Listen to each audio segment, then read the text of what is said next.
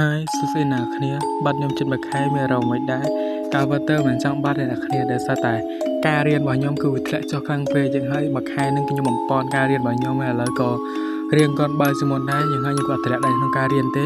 ហើយឥឡូវហ្នឹងគឺខ្ញុំត្រឡប់មកស្រាយរឿងវិញហើយរឿងដែលខ្ញុំមកសម្រាយនេះគឺជាប្រភេទរឿងដែលរន្ធត់ហើយស្អីរឿងផងដែរចង់និយាយអំពីអ្នកចាក់តុក្កតាស្រីម្នាក់ដែលគាត់ផងដែរត្រូវបានទទួលការកំណងជាច្រើនពីក្រុមហ៊ុនមួយកន្លែងតែក្រុមហ៊ុនហ្នឹងគឺអត់ស្មុគស្មាញច្រើននោះទេគ្រាន់តែការចាក់តុក្កតានេះគឺតម្រូវទៅតាមដែលក្រុមហ៊ុនហ្នឹងឲ្យអ្នកចាក់តុក្កតាស្រីហ្នឹងធ្វើទៅតាមចង់ដឹងស្អីទៅបន្តទៅជាណាតោះមកតាមដានទស្សនាជាមួយខ្ញុំទាំងអស់គ្នាសាច់រឿងចាប់ផ្ដើមឡើងដំបូងដែលយើងបានឃើញថានារីម្នាក់គឺជាអ្នកចាក់តុក្កតាហើយនាងផងដែរគឺមានទទួលចាក់តុក្កតាគ្រប់ប្រភេទតែម្ដងហើយនាងគឺមិនដែរចេញទៅក្រៅទៀតអ្នកគ្នាព្រោះថានាងគឺជាមនុស្ស introvert អីយ៉ាងណាក៏ប៉ុន្តែថ្ងៃនេះផងដែរគឺមានភ្ញៀវម្នាក់បានមកកំងតុក្កតារបស់នាងគេគឺកំងច្រើនខ្លាំងមែនទែនហើយការកំងរបស់គេគឺស្មុគស្មាញនោះទេគេឲ្យនាងចាក់តុក្កតាបែបមិនក៏បានដែរក៏ប៉ុន្តែតុក្កតានោះគឺត្រូវតែនៅក្នុងថ្ងៃដែលបានកំណត់នាងគឺមិនសងទទួលទេព្រោះនាងខ្លាចថានាងចាក់មិនបានក៏ប៉ុន្តែគឺគេបានឲ្យលុយនាងច្រើនខ្លាំងមែនទែនចឹងហើយនាងក៏ប្រកាសថានាងនឹងយកតុក្កតានោះដើម្បីបញ្ជាក់ហើយការចាក់តុក្កតានោះផងដែរគឺគេបានឲ្យអីវ៉ាន់នាងឃើញភ្លាមដែរគឺនាងបានខ្លាចខ្លាំងមែនទែនព្រោះថាអ្នកដែលយកមកឲ្យនឹងគឺគួរខ្លាចខ្លាំងហើយការចាក់នោះផងដែរគឺត្រូវតម្រូវនាងចាក់របស់របរនៅក្នុងប្រអប់ហ្នឹងនៅក្នុងប្រអប់ហ្នឹងគឺមានសរសៃអំបោះនៅអ្វីផ្សេងៗដូចជា foam សម្រាប់ថតសម្លេងនិងក្តារបាលីមួយផងដែរដែលនាងត្រូវចាក់ហើយនាងត្រូវសូត្របាលីនេះហើយអ្នកគ្នាសាសម័យមើលថាការសូត្របាលីការអីហ្នឹងគឺថាគួរខ្លាចប៉ុណ្ណា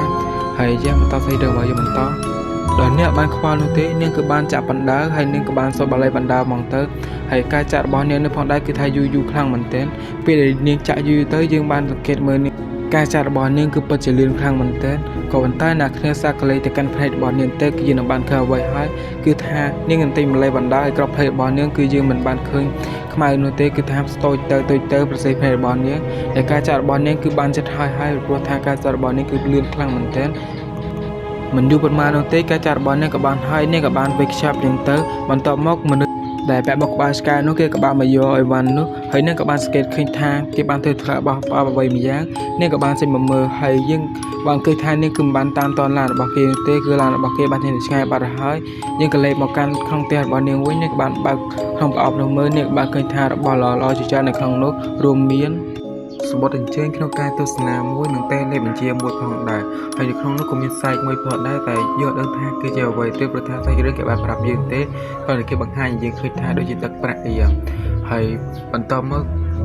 កសាច់រឿងក៏បានកាត់ឡើងមកពេលយប់ដែលយើងបានឃើញថានារីដេតុក្កតានោះនាងកំពុងតែគេយ៉ាងស្អប់ស្កល់បន្ទាប់មកនាងក៏បានទទួលទូរស័ព្ទពីបរិយាដែលបានកំងតុក្កតាពីនាងដោយគេបាននិយាយថាឲ្យនាងមកទទួលមើលទៅក៏ប៉ុន្តែនាងមិនបានខ្វល់នោះទេនាងក៏បានបិទហើយបន្ទាប់មកគេក៏បានតែមកម្ដងទៀតឲ្យនាងធុញខ្លាំងពេកនាងចង់គេក៏គេមកលក់នាងក៏បានងើបមកបើកប្រអប់មើលហើយនាងក៏បានកលិចមើលទៅកាន់ម៉ោងគឺម៉ោង 2 យប់បាត់ទៅហើយបន្ទាប់មកនាងក៏បានយកតេរ៉េដើម្បីចុចមើលទៅកាន់ទូរទស្សន៍ហើយនាងបានឃើញថាមានកម្មវិធីអ្វីម្យ៉ាងគឺកំពុងតែចាក់ផ្សាយហើយកម្មវិធីនោះផងដែរគឺថាចាក់ផ្សាយអំពីប្រមូលផលិតផលមួយដែលគឺកំពុងតែលក់ដាច់ទៅក្នុងទីផ្សារខ្លាំងមែនទែនហើយផលិតផលផងដែរគឺជាតុក្កតាដែលនាងគឺបានចាក់នោះឯងនាងឃើញភ្ញៀវក៏មានការភ្ញាក់ផ្អើលផងដែរបន្ទាប់មកគណៈកម្មការគេក៏បានប្រាប់អំពីសមត្ថភាពរបស់តុក្កតាដែលគេបានយកមនុស្សផ្ទាល់មកពិសោធន៍តែម្ដងអ្នកដែលតុក្កតាក៏មានការភ្ញាក់ផ្អើលផងដែរព្រោះថាគេបានយកមនុស្សផ្ទាល់មកពិសោធន៍នេះក៏ចង់យកតេឡេដើម្បីចេញបិទផងដែរក៏ប៉ុន្តែមិនអាចចុចបិទបានទេបន្ទាប់មកគណៈកម្មការគេចាប់ផ្ដើមពិសោធន៍ទៅកាន់តុក្កតានោះឲ្យអ្នកគ្នាមើលដល់គេក៏បានយកតុក្កតានោះហើយគេក៏បានសរសេរឈ្មោះអ្នកដែលគេចង់ដាក់អំពើបន្ទាប់មកក៏បានបិទនៅលើតុក្កតាហើយរួចហើយគេក៏បានចាប់ផ្ដើមកាច់នៅលើដៃរបស់តុក្កតាហើយយើងបានឃើញថាដៃរបស់មនុស្សពេលដែលគេកាច់ជើងនោះមនុស្សនៅក្នុងការពិសោធន៍នោះគេក៏បានកាច់ជើងតាមផងដែរហើយពេលដែលគេយកគេយួរដំទៅកាន់ដៃម្ខាងរបស់តុក្កតានោះយើងក៏បានឃើញទៀតថាមនុស្សនៅក្នុងនោះគឺបានចិញ្ចៀនដូចគ្នាអ្នកដែលតុក្កតានាងពិតជាមានការចាប់ផ្ដើមខ្លាំងមែនទេព្រោះថាតុក្កតាដែលនាងធ្វើហេតុបែបនេះខ្លាចជាបែបនេះបន្ទាប់មកនាងក៏បានខកហៅទៅកាន់ប៉ូលីសដែលយើងបានឃើញទៀតថា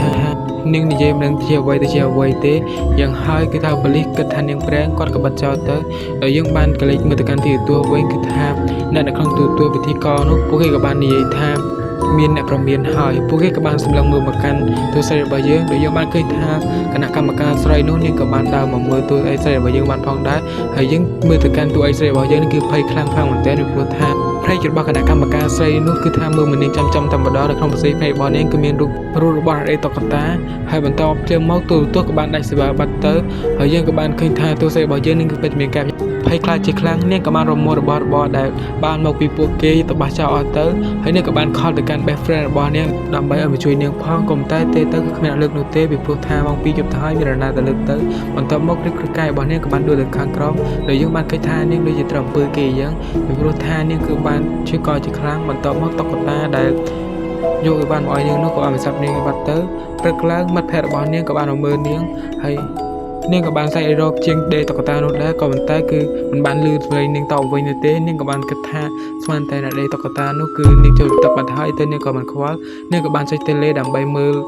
ទូរទស្សន៍បន្ទាប់មកនាងក៏បានឃើញដូចជាទូរស័ព្ទរបស់យើងដែរដែលពួកគេគឺចាប់មនុស្សម្នាក់មកពិសោធន៍ទៀតហើយដល់ម្នាក់នោះផងដែរគឺជាជាងកាត់ដេទូរស័ព្ទរបស់យើងទៅម្ដងបន្ទាប់មកយើងបានឃើញថាbest friend របស់ជាងដេតុក្កតានោះនាងក៏បានឃើញតុក្កតាដែលនៅលើតុរបស់ best friend នាងដូចជាតុក្កតាដែលគេពិសោធន៍នៅក្នុងទូរទស្សន៍អញ្ចឹងនាងក៏បានឆ្ងល់នាងក៏បានទៅកាន់ប៉ូលីសក៏ប៉ុន្តែនាងក៏បានឃើញទៀតថាគណៈកម្មការទាំងពីរក៏បានសម្លឹងមើលមកកាន់នាងផងដែរបន្ទាប់មកគាត់ក៏បាននិយាយថាមុខសញ្ញាថ្មីគឺបានមកដល់ទៀតហើយនៅកន្លែងដដែលសាច់រឿងរបស់យើងក៏បានចប់អ្នកគ្នាសាច់រឿង